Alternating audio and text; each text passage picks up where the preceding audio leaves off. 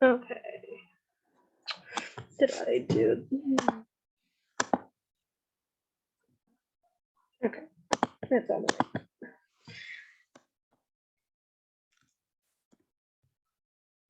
Okay.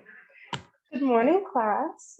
Today we're going to be talking about mental health and, most importantly, bullying that happens and it causes mental health issues.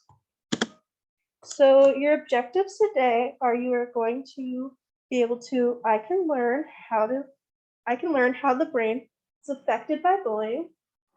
I can learn how bullying leads to mental health problems. I can practice friendly and healthy behaviors. I can identify how to advocate for bullying, and I can see signs that someone is struggling with mental health. So to start, we're going to do an activity. And so our activity today is going to be with the brain. So if everybody has a pencil. If not, I have pencils available. Yes. So I'm going to give you a pencil, a brain activity. That's okay, and a pen. So what we're going to do is we're going to take our brain and we're going to start scribbling on it with the pencil and the pen. And you're just going to make so many marks, just whatever you can do to mess this up. And it's going to be like we're saying words to the brain. And then you're also going to do that with your pen. Your brain should kind of like a little bit messed up. And then once you're done scribbling, we're going to take our brain and we're going to crunch it up. Just really get it in there. Once we have it in like a ball almost, we're going to stand up and we're going to throw our brain on the floor and we're going to start stomping on it and say some mean things. You're not good enough. You're ugly today. I don't like your sweater. Your hair's a mess. Just all these mean things we could say to somebody, but really get it in there. And then after all those mean things that we've said, we're going to pick up our brain. We're going to unfold it.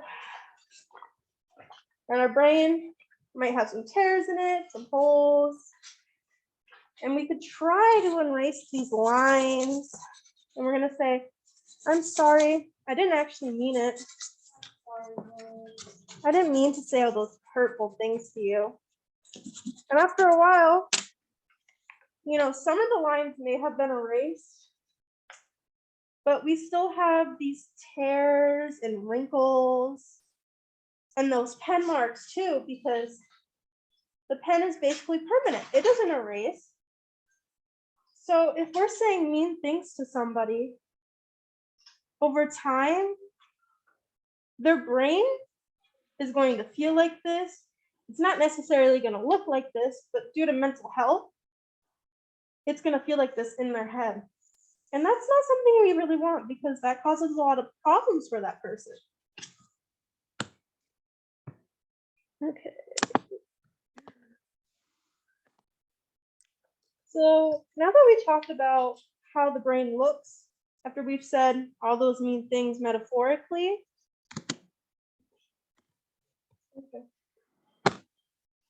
we're going to talk about identifying bullying.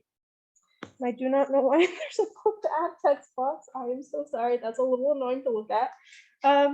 So first, we're going to look out and listen for those name callings, those mean comments, sometimes those physical behaviors that we can see, and rude gestures to others in general.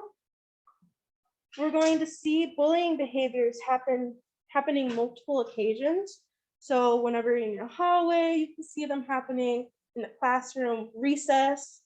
No matter where you are, you should always be looking out to see if bullying is happening and look out for changes in your peers' behaviors, because even though you may not see the bullying happening, you can see if they have a change in their behaviors to see if, you know, the bullying could be happening, or they might be having something happening at home as well, just to see how their brain's reacting. There are also many forms of bullying. So we have verbal, which is the mean phrases or making fun of somebody, kind of like what we did in brain activity, saying, you're ugly, I don't like your clothes today. Or the physical, which is can be hitting, grabbing, or even cornering somebody into the wall or a locker. It's like what we did with the brain, where we were crumbling it up and stomping on the floor onto it. Those are physical bullying behaviors. We also have social, which is when you're outing somebody from being friends or being in their group just because they may be different, or one of your friends says, hey, that person's stupid, I don't want them to be around us. That's social.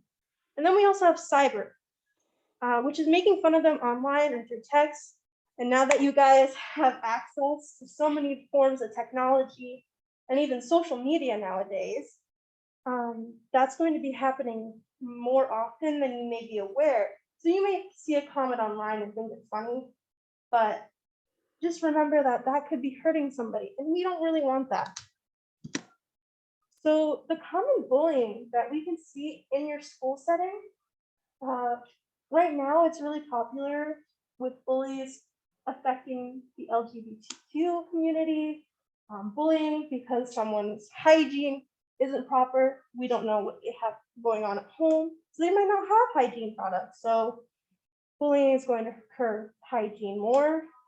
Your height, even though you guys are third graders and y'all aren't hitting your height limit yet, you guys like to bully others based on your height, which is not okay. Speaking habits, a lot of people in school settings, since you guys are learning how to read and write, your speaking habits might not be perfect yet. You might not know how to say a word when you're reading out loud, or you might have a lisp, and that's a common bullying as well. Your gender is another one. Weight is another big one in schools right now. And your appearance or clothing brands. So based on what your parents are able to buy you, or if you get hand-me-downs, if you're not wearing the best brand, somebody might make fun of you. How it affects mental states. So with bullying occurring, it can lower or increase your emotions or others' emotions. It can increase sadness, anxiety, anger, exhaustion, which those can also increase the stress. And when your stress increases and you get those depressed feelings, you can lose interest in those hobbies that you may have, which means you wake up, somebody may be like, hey, you wanna come play basketball today? I know it's your favorite thing to do. And you may be like, I don't know, I don't really feel like playing basketball today. And then that's repeated. You don't feel like playing basketball every single day anymore when you used to play it every day. Your schoolwork and grades start to decrease because you don't have the energy to do anything. And that's not good, because as teachers, we want to see you succeed, and we need to make sure your schoolwork and grades keep up. You start to push yourselves down or push themselves away from peers. So if you see your friends start to push themselves away from you, know that they may have some mental issues happening, and you want to make sure you're there for them at that point in their time being. And all these effects that you can see in a person, this is being caused because they could be developing a mental health issue, such as depression or anxiety. Now, what could we do? So one of the main things is, if you see physical bullying, you want to not intervene.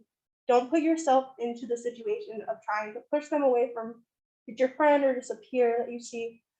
So what we should do is go to the nearest adult if you see the physical bullying, or your most trusted adult. You should also go to a nearest adult or a trusted adult if you hear bullying, or you're being bullied yourself, or if you have issues going on at home, like your brother bullying you, just so we know and we can help support you even more and make sure you get the help you need.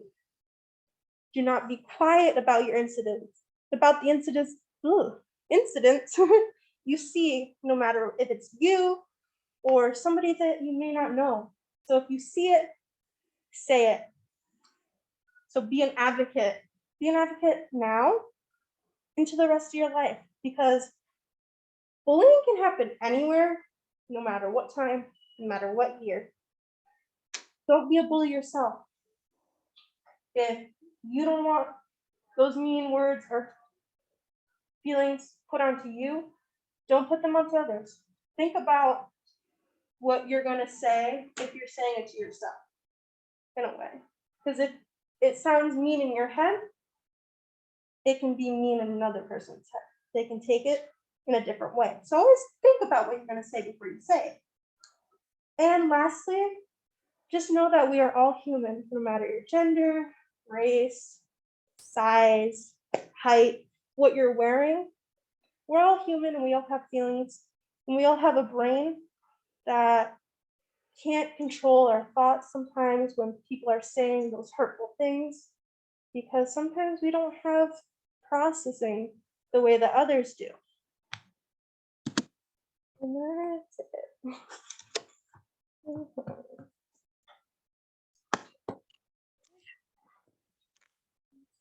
And Tessa, you can just do the same thing again.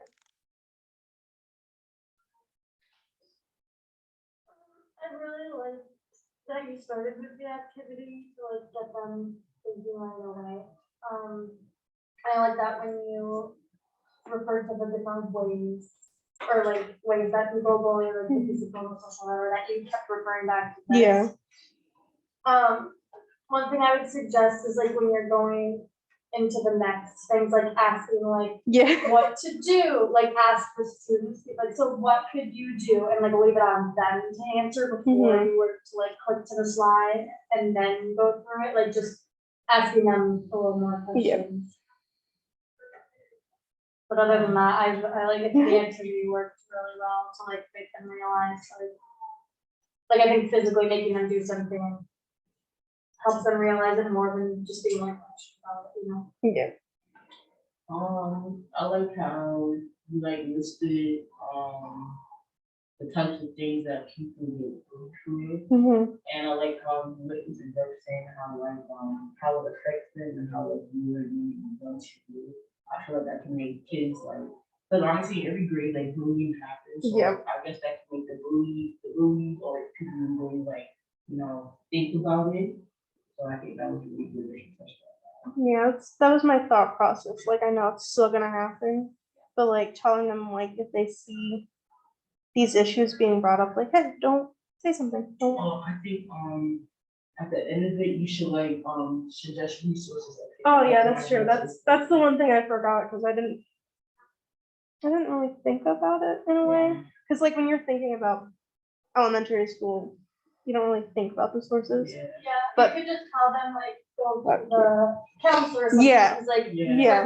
that's like maybe you have like call up Oh, that's actually a smart idea, like a drop-off box, so like you can like, because like I know like a lot of students are afraid to say something, but they're not afraid to write it down. Yeah, that's a good idea actually. Another thing you could do for like an interactive thing is have like your class, like everybody put their heads down.